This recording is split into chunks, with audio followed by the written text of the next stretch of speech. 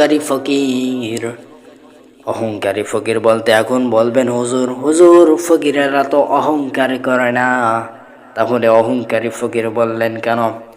অহংকারী ফকির বলার কারণ হলো, দুনিয়ার জমিনে আমরা যারা আছি, দুনিয়ার জমিনে মানব যারা আছে সবাই ফকির। আল্লাহ রব্বুল আলামিন সূরা আলে ইমরানের মধ্যে বলছেন, কোরআনুল কারীমের মধ্যে বলছেন, ওয়াল্লাহুল গনিয়্যুল ওয়া আনতুমুল ফুকারা। আল্লাহ বলতেছেন দুনিয়ার জমিনে মানুষ যারা আছে সবাই ফকির, দুনিয়ার জমিনে যারা আছে সবাই ফকির, শুধুমাত্র আমি আল্লাহ রাব্বুল আলামিন হচ্ছে ধনী। সুবহানাল্লাহ। দুনিয়াতে বেড়াগিরি দেখাবেন না। দুনিয়ার জমিনে আপনারা আমরা যারা আছি দুনিয়ার জমিনে বিসিএস ক্যাডার হন না কেন, দুনিয়ার জমিনে বাড়ি গাড়ি অর্থ সম্পদ থাক না কেন, সবাই হচ্ছে আমরা ফকির। কার কাছে? আল্লাহর কাছে আমরা সবাই ফকির। আমরা দুনিয়ার জমিনে যদি তাকাব্বুরি দেখাই, দেখানোর পরে যখন নামাজে চলে যাই, যাবার পরে আমরা সবাই নামাজ শেষে দুহাত তুলে ওই মাওলার কাছে প্রার্থনা চাই। তার মানে এখানে বোঝেন, দুনিয়ার জমিনে যদি ব্যাটাগিরি দেখান কিন্তু আল্লাহর কাছে ব্যাটাগিরি দেখাতে পারবেন না। এখানে বোঝা যাচ্ছে দুনিয়ার জমিনে সবাই হচ্ছে ফকির, আর আমার আল্লাহ রাব্বুল আলামিন হচ্ছে ধনী। আমার বন্ধুগণ, আল্লাহ রাব্বুল আলামিন সূরা আসরের মধ্যে বলছেন, এই সূরা আসরের তাফসীর যদি কোনো বান্দা বান্দিগুলি সুন্দরভাবে যদি জীবনে গঠন করে নিতে পারে, তার জীবনের কোনো আর পেরেশানি লাগবে না, সে সফল হয়ে যাবে। ইমাম শাফিঈ রাহমাতুল্লাহি আলাইহি তিনি বলছেন, এই সূরা আসরের তাফসীর যদি কেউ যদি সুন্দরভাবে পরিপূর্ণভাবে যদি পড়ে, সে হেদায়েতের জন্য তার এতটুকু এই যথেষ্ট। এই সূরা থাকা, এই সূরাটি তার হেদায়েতের জন্য এতটুকুই যথেষ্ট। আল্লাহ রাব্বুল আলামিন বলছেন, ওয়াল আসর, সময়ের কসম, বান্দা তুমি দুনিয়ার জমিনে যে সময় পাইছ, এই সময়ের কসম খাইছে। আল্লাহর তো সময়ের কসম খাওয়ার তো দরকার নাই, তারপরেও কসম খাইছে। খাওয়ার কারণ হলো, বান্দা আমি যে তোমাকে দুনিয়ার জমিনে যে সময় দিলাম, এই সময়ের কসম খাইলাম। বান্দা তুমি দুনিয়ার জমিনে যে হায়াতের জিন্দেগির সময় পাইছ, দুনিয়ার জমিনে ছোটকাল থেকে মায়ের গর্ভ থেকে প্রসব করার পর থেকে সময়কে গুরুত্বপূর্ণ দিয়েছে। বান্দা তুমি দুনিয়ার জমিনে এই সময়টা কোন কাজে লাগাইতেছ, এই সময়ের হিসাব নেবেন। এই জন্য আল্লাহ রাব্বুল আলামিন বলতেছেন, ওয়াল আসর, সময়ের কসম, ইন্নাল ইনসানা লাফি খুসর, নিশ্চয় বান্দা বান্দিগুলি ক্ষতিগ্রস্তের মধ্যে রহিয়াছে। মানুষগুলি ক্ষতিগ্রস্তের মধ্যে রহিয়াছে। কিভাবে ক্ষতিগ্রস্তের মধ্যে রহিয়াছে? এই জন্যই ক্ষতিগ্রস্তের মধ্যে রহিয়াছে, বান্দাগুলি নেক আমল করতেছে না, আল্লাহর দেওয়া নিয়ামত পাইতেছে, এই নিয়ামত পাওয়ার পরে বান্দা শুকরিয়া আদায় করতেছে না, বান্দা নেক আমল করতেছে না। বান্দাকে আমি আল্লাহ রাব্বুল আলামিন সুযোগ দিয়ে রাখছি নেক আমল করার জন্য, দুনিয়ার জমিনে পাঠাইলাম, বান্দা সেগুলো করতেছে না। বান্দা শুধু দুনিয়া দুনিয়া নিয়ে ব্যস্ত হয়ে গেছে। আমি আল্লাহ রাব্বুল আলামিন মুয়াজ্জিনরে দিয়া 5 ওয়াক্ত 5 বার ডাকলাম, যাতে করে বান্দা আমি আল্লাহ রাব্বুল আলামিনের দিকে অগ্রসর হয়, নেক আমল করতে চায়। নামাজ যেন 5 ওয়াক্ত জামাতের সাথে যেন আদায় করে, 1 ওয়াক্ত যেন কাজা না হয়, বান্দা যেন নেক আমল করে। বান্দারা দুনিয়ার জমিনে আসার পরে আমি আল্লাহকে ভুলে গেছে, আমি আল্লাহ সময় দিলাম, এই সময়টাকে ভুলে গেছে। এই ভুলে যাওয়ার কারণে আমি আল্লাহ রাব্বুল আলামিন বললাম, এই জন্যই বললাম যে বান্দারা ক্ষতিগ্রস্তের মধ্যে রহিয়াছে। ইন্নাল ইনসানা লাফি খুসর, নিশ্চয় বান্দারা ক্ষতিগ্রস্তের মধ্যে রহিয়াছে। দুনিয়ার সব মানুষ ক্ষতিগ্রস্তের মধ্যে রহিয়াছে। এ বান্দা, ক্ষতিগ্রস্তর মধ্যে তোমরা রহিয়াছ। নেক আমল করতেছ না, হারাম খাইতেছ, সুদ খাইতেছ, ঘুষ খাইতেছ। দুনিয়ার জমিনে ফাহিশা কাজে কাজে তোমরা লিপ্ত হয়ে গেছো, নেক আমল করতেছ না। নেক আমল না করার কারণে আমি আল্লাহ রাব্বুল আলামিন বলে দিলাম, ইন্নাল ইনসানা লাফি খুসর, নিশ্চয় মানুষগুলো ক্ষতিগ্রস্তের মধ্যে রহিয়াছে। আমি আল্লাহ মুয়াজ্জিনের দিয়া 5 ওয়াক্ত 5 বার ডাকলাম, একবারও তো সাড়া দিল না। এই জন্য আমি আল্লাহ রাব্বুল আলামিন বললাম, বান্দারা ক্ষতিগ্রস্তের মধ্যে রহিয়াছে। ইন্নাল ইনসানা লাফি খুসর, নিশ্চয় মানুষগুলি ক্ষতিগ্রস্তের মধ্যে রহিয়াছে। ইল্লাল্লাযীনা আমানু, যারা ঈমান এনে ফেলেছে, যারা ঈমান এনে ফেলেছে, ওয়া আমিলুস সলিহাত, সৎ কর্ম কাজ করেছে, ওয়া তাওয়াসাউ বিল হাক্কি ওয়া তাওয়াসাউ বিস সবর, ওয়া তাওয়াসাউ বিল হাক্কি, হকের উপদেশ দিয়েছে, ওয়া তাওয়াসাউ বিস সবর, ধৈর্যের উপদেশ দিয়েছে। বান্দা, তুমি দুনিয়ার জমিনে এই আয়াতের মধ্যে বোঝা যাচ্ছে ইল্লাল্লাযীনা আমানু, যারা আল্লাহর প্রতি ঈমান এনেছে, ওয়া আমিলুস সলিহাত, যারা সৎ কর্ম কাজ করেছে, ওয়া তাওয়াসাউ বিল হাক্কি, হকের উপদেশ দিয়েছে, ওয়া তাওয়াসাউ বিস সবর, বান্দারা ঈমান এনে ফেলেছে, সৎ কর্ম কাজ করতেছে। যেই সকল বান্দা বান্দিগুলি আমি আল্লাহ রাব্বুল আলামিনের প্রতি ঈমান এনেছে, ইল্লাল্লাযীনা আমানু, ঈমান এনেছে, আমি আল্লাহর প্রতি বিশ্বাস রাখে এবং আমলে সালেহ, সৎ কাজ করে, নেক আমল করে, সৎকর্ম কাজ করে এবং হকের উপদেশ দেয়, হক কথা বলে। হক কথা বলতে গিয়া বাধা দেয়, আছে না নাই? হক কথা বলতে গিয়া বাধা দেয়, তবুও হক কথা বলতে সারে না।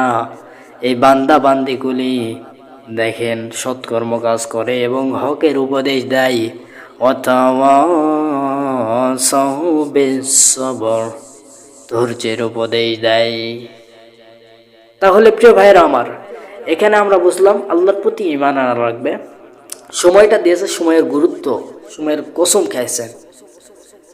এরপর বলতেছেন, আল্লাহ বলতেছেন মানুষগুলো ক্ষতিগ্রস্তের মধ্যে রহিয়াছে। এরপরে মানুষগুলো তো ক্ষতিগ্রস্তের মধ্যে রহিয়াছে, আল্লাহ বলতেছেন এই শ্রেণীর মানুষগুলো ক্ষতিগ্রস্তের মধ্যে নাই। শুধু এই শ্রেণী বাদ দিয়া সবাই ক্ষতিগ্রস্তের মধ্যে রহিয়াছে, সবাই, দুনিয়ার সবাই ক্ষতিগ্রস্তের মধ্যে রহিয়াছে, শুধু এই শ্রেণী বাদ দিয়া। আল্লাহ শেষের আয়াতে বলতেছেন ইল্লাল্লাযীনা আমানু, যারা আমার প্রতি ঈমান এনেছে, ওয়া আমিলুস সলিহাত, সৎ কাজ করেছে, সৎ কর্ম করেছে, ওয়া তাওয়াসাউ বিল হাক্কি, হকের উপদেশ দিয়েছে, ওয়া তাওয়াসাউ বিস সবর, ধৈর্যের উপদেশ দিয়েছে। এই শ্রেণীর মানুষগুলো বাদ দিয়া দুনিয়ার জমিনে সব মানুষ ক্ষতিগ্রস্তের মধ্যে রহিয়াছে। প্রিয় ভাইয়েরা, আরেকটি শ্রেণীর মধ্যে আসি। আল্লাহর নবী সাল্লাল্লাহু আলাইহি ওয়াসাল্লাম বলেছেন 6 শ্রেণীর লোকদের উপর আল্লাহ রাব্বুল আলামিনের সব সময় লানত। কয় শ্রেণী? নগরবাসী খেয়াল করেন, 6 শ্রেণীর মানুষ যাদের উপর আল্লাহর সব সময় লানত। এই 6 শ্রেণীর মধ্যে আপনি আমি আছি কিনা গভীর মনোযোগে খেয়াল করেন। আল্লাহর নবী সাল্লাল্লাহু আলাইহি ওয়াসাল্লাম বলছেন 6 শ্রেণীর ব্যক্তি এমন আছে যাদের উপরে আল্লাহ রাব্বুল আলামিনের সব সময় লানত। 1 নম্বর হলো যারা দান করে খোটা দেয়, কিন্তু আমি এখানে বলতে চাই আপনি দান করতে চান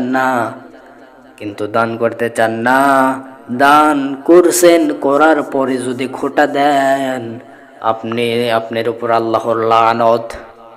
আল্লাহ এই মানুষদেরকে পছন্দ করে না। কিয়ামতের দিন, এমনকি কিয়ামতের দিন আল্লাহ রাব্বুল আলামিন তার কুদরতি চোখ দিয়েও ফিরেও তাকাবে না। সম্মানিত হাজিরিন, যারা দান করে খোটা দেয় এমন ব্যক্তির উপর আল্লাহর লানত। আপনি দান করবেন না, দান করে যদি আবার খোটা দেন, তাহলে আল্লাহ রাব্বুল আলামিন কিয়ামতের দিন আল্লাহ রাব্বুল আলামিনের কুদরতি চোখ দিয়েও ফিরে তাকাবে না, আফসোস করা লাগবে। সম্মানিত হাজিরিন, দ্বিতীয় নম্বরে আসি। দুই নম্বর যে ব্যক্তি এমন ব্যক্তি রয়েছে টাকনুর নিচে প্যান্ট পরে, গিজার পরে, আছে না নাই? টাকনুর নিচে যারা লুঙ্গি প্যান্ট পরে এদের প্রতি আল্লাহর লানত। এমনকি কিয়ামতের দিন আল্লাহ রাব্বুল আলামিন ফিরেও তাকাবে না। প্রিয় ভাইয়েরা আমার, খেয়াল করেন, গভীর মনোযোগে খেয়াল করেন। আপনি এই যে টাকনুর নিচে প্যান্ট পরেন, এই পরার কারণে আপনার এরকম আপনার উপর আল্লাহর লানত, এমনকি কিয়ামতের দিন ফিরেও তাকাবে না। প্রিয় ভাইরা, আপনি যদি এরকম টাকনুর নিচে গিজার অথবা লুঙ্গি প্যান্ট পরেন, জামা পরার কারণে আপনার এইরকম কি ক্ষতি হয়? আমি ইহুদি এক ভাইয়ের সাথে কথা বলছিলাম। ওই ইহুদি ভাই নামাজের সময় এরকম আসলো। আসার পরে ওই ইহুদি ভাইকে বললাম, আপনি যে টাকনুর উপরে প্যান্ট পরেন সব সময়, আপনার কারণ কি? আপনি কি আল্লাহর ভয় রাখেন? আপনি কি আল্লাহকে ভয় করেন বিদায় এরকম টাকনুর উপরে পরেন? বলতেছে, হুজুর আমি টাকনুর উপরে, এই আল্লাহর ভয়ে আমি টাকনুর উপরে প্যান্ট পরি না। প্যান্ট টাকনুর উপরে পরার কারণ হলো এই জন্যই পড়ি আমি, যাতে করে বড় ধরনের রোগ থেকে বাঁচার জন্য আমি এইরকম টাকনুর উপরে প্যান্ট পরি। প্রিয় ভাইরা, গভীর মনোযোগে খেয়াল করেন। আজ যারা বাংলাদেশে এইরকম টাকনুর নিচে যারা প্যান্ট পরেন, পায়জামা বা লুঙ্গি পরেন, আপনাদেরকে সতর্ক হয়ে বলতে চাই, যারা টাকনুর নিচে প্যান্ট পরেন, দয়া করে আপনাদের অনুরোধ, এই টাকনুর নিচে যদি প্যান্ট পরেন কি রোগ হবে জানেন? প্যারালাইসিসের সমস্যার দেখা দিতে পারে। এই জন্যই টাকনুর উপরে প্যান্ট পরবেন। যদি টাকনুর নিচে পরেন তাহলে প্যারালাইসিস রোগ হওয়ার সম্ভাবনা বেশি। এই জন্য প্রিয় ভাইয়েরা, টাকনুর নিচে প্যান্ট পরবেন না। যদি পরেন দুনিয়াও শেষ, রোগ বিমার তো হবেই। কিয়ামতের দিন আল্লাহর কুদরতি চোখ দিয়া আল্লাহ রাব্বুল আলামিন ফিরেও তাকাবে না। আল্লাহ রাব্বুল আলামিন সকলকে বোঝার তৌফিক দান করুক। 3 নম্বর হল, যে ব্যক্তি বৃদ্ধ বয়সে এরকম জেনা করে, এই ধরনের ব্যক্তি মনে হয় আছে না নাই? বৃদ্ধ বয়সে যারা জেনা করে এদের প্রতি আল্লাহর সব সময় লানত। এদেরকে আল্লাহ রাব্বুল আলামিন ঘৃণা করে। এমনকি কিয়ামতের দিন আল্লাহ রাব্বুল আলামিনের কুদরতি চোখ দিয়েও ফিরে তাকাবে না। প্রিয় ভাইয়েরা আমার, কিয়ামতের দিন এইরকম আল্লাহ রাব্বুল আলামিনের এরকম কুদরতি চোখ দিয়ে ফিরে তাকাবে না। আল্লাহ রাব্বুল আলামিনের সব সময় আপনার প্রতি আল্লাহ রাব্বুল আলামিন লানত ঘৃণা করেন। সব সময় আল্লাহ রাব্বুল আলামিন আপনার প্রতি ঘৃণা করেন। এই মুরব্বী বাবারা, বৃদ্ধ বয়সে জেনা করবেন না। বৃদ্ধ বয়সে কোনো গায়রে মাহরম কোনো নারীর দিকে চোখে চোখ তুলে তাকাবেন না। যদি তাকান এবং যদি জেনা করেন তাহলে আল্লাহ রাব্বুল আলামিন আপনার উপর সবসময় লানত। এই ব্যক্তিদেরকে সবসময় ঘৃণা করে। অহংকারী ফকির বলতে এখন বলবেন, হুজুর ফকিরেরা তো অহংকার করে না, তাহলে অহংকারী ফকির বললেন কেন? অহংকারী ফকির বলার কারণ হলো, দুনিয়ার জমিনে আমরা যারা আছি, দুনিয়ার জমিনে মানব যারা আছে সবাই ফকির। আল্লাহ রাব্বুল আলামিন সূরা আলে ইমরানের মধ্যে বলছেন, কোরআনুল কারীমের মধ্যে বলছেন, ওয়াল্লাহুল গনিয়্যুল ওয়া আনতুমুল ফুকারা। আল্লাহ বলতেছেন দুনিয়ার জমিনে মানুষ যারা আছে সবাই ফকির, দুনিয়ার জমিনে যারা আছে সবাই ফকির, শুধুমাত্র আমি আল্লাহ রাব্বুল আলামিন হচ্ছে ধনী। সুবহানাল্লাহ। দুনিয়াতে বেড়াগিরি দেখাবেন না। দুনিয়ার জমিনে আপনারা আমরা যারা আছি দুনিয়ার জমিনে বিসিএস ক্যাডার হন না কেন, দুনিয়ার জমিনে বাড়ি গাড়ি অর্থ সম্পদ থাক না কেন, সবাই হচ্ছে আমরা ফকির। কার কাছে? আল্লাহর কাছে আমরা সবাই ফকির। আমরা দুনিয়ার জমিনে যদি তাকাব্বরি দেখাই, দেখানোর পরে যখন নামাজে চলে যাই, যাবার পরে আমরা সবাই নামাজ শেষে দুহাত তুলে ওই মাওলার কাছে প্রার্থনা চাই। তার মানে এখানে বোঝেন দুনিয়ার জমিনে যদি বেটাগিরি দেখান কিন্তু আল্লাহর কাছে বেটাগিরি দেখাতে পারবেন না। এখানে বোঝা যাচ্ছে দুনিয়ার জমিনে সবাই হচ্ছে ফকির আর আমার আল্লাহ রাব্বুল আলামিন হচ্ছে ধনী। এরপরে 5 নাম্বার যেটা মিথ্যাবাদী ফকির, মিথ্যাবাদী প্রেসিডেন্ট।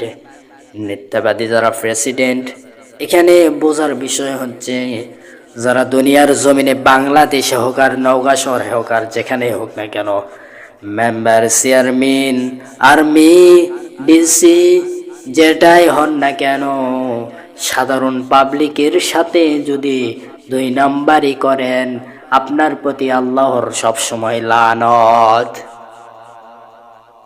আপনি এরকম উপর থেকে এরকম মালটাল এসেছে, টাকা পয়সা এসেছে, ভাতা এসেছে, এগুলো গরিব দুঃখীদের কাছে যদি না বিলিয়ে দেন, না দেওয়ার কারণে আপনার প্রতি আল্লাহর সব সময় লানত। এমন ব্যক্তির প্রতি আল্লাহ রব্বুল আলামিন কিয়ামতের দিন ফিরেও তাকাবে না। এই প্রিয় ভাইয়েরা, আপনি যেটাই হন না কেন, মিথ্যাবাদী যদি হন, প্রেসিডেন্ট হন না কেন, বিসিএস ক্যাডার হন না কেন, যেটাই হন না কেন, মেম্বার হন না কেন, চেয়ারম্যান হন না কেন, আপনি যদি সাধারণ জনগণের প্রতি এরকম যদি মিথ্যাবাদী যদি হন, আপনার প্রতি আল্লাহ রাব্বুল আলামিনের সব সময় লানত, আপনার প্রতি সব সময় লানত। এমনকি কিয়ামতের দিন আল্লাহ রাব্বুল আলামিন আপনার প্রতি ফিরেও তাকাবে না, আল্লাহর কুদরতি চোখ দিয়ে ফিরেও তাকাবে না। 6 নাম্বার যারা কথায় কথায় মিথ্যা বলে, এই ব্যক্তিদের প্রতি আল্লাহ রাব্বুল আলামিনের সব সময় লানত। প্রিয় ভাইয়েরা আমার, আজকে আমরা বুঝলাম দুনিয়ার জমিনে তাহলে বেড়াগিরি করা যাবে না। দুনিয়ার জমিনে থাকতে গেলে এই যে সময় দিয়েছেন, এই সময়ের কসম খাইছে, দুনিয়ার জমিনে যে সময় পাইছি আমরা, এই সময়ের আল্লাহ রাব্বুল আলামিন কসম খাইছেন। আমরা আল্লাহ রাব্বুল আলামিন আমাদেরকে দুনিয়ার জমিনে পাঠানোর বিষয় হচ্ছে এটাই, নেক আমল বেশি বেশি করো। আল্লাহ রাব্বুল আলামিন বলতেছেন, আল্লাযী খালাকাল মাউতা ওয়াল হায়াতা লিয়াবলুয়াকুম আইয়ুকুম আহসানু আমালা। জোরে বলুন আল্লাহু আকবার। আল্লাহ রাব্বুল আলামিন বলতেছেন, তোমাদেরকে দুনিয়ার জমিনে আমি আল্লাহ রাব্বুল আলামিন পাঠাইলাম এটার জন্য তোমরা বেশি বেশি আমলে সালেহ, নেক আমল বেশি বেশি করো। কে কত নেক আমল করে, যার নেক আমল বেশি সে তত লাভবান হবে। দুনিয়ার জমিনে তোমরা কে কত নেক আমল করতে পারো এরকম প্রতিযোগিতা করো। দুনিয়ার জমিনে এরকম নেক আমলের প্রতিযোগিতা বাড়াও বেশি বেশি। দুনিয়ার জমিনে নেক আমলের প্রতিযোগিতা বাড়াইতেই থাকো। দুনিয়ার জমিনে নেক আমলের প্রতিযোগিতা সব সময় বাড়াও, নেক আমল করতে থাকো। রমাদান মাসের রোজা রাখো, সামর্থ্য থাকলে হজ করো, দান সাদাকা করো বেশি বেশি। বিপদ আপদ আর আসবে না। আমাদের সমাজে দেখা যায় মানুষ বিপদে পড়ার পরে মসজিদে দান করে, আসে না নাই? আরে ভাই, বিপদে পড়ার আগে যদি দান করতেন তাহলে তো বিপদ আসতো না। বিপদে পড়ছে বিদায় তারপরে গা দান করতেছে। কথা বলেন ঠিক কিনা?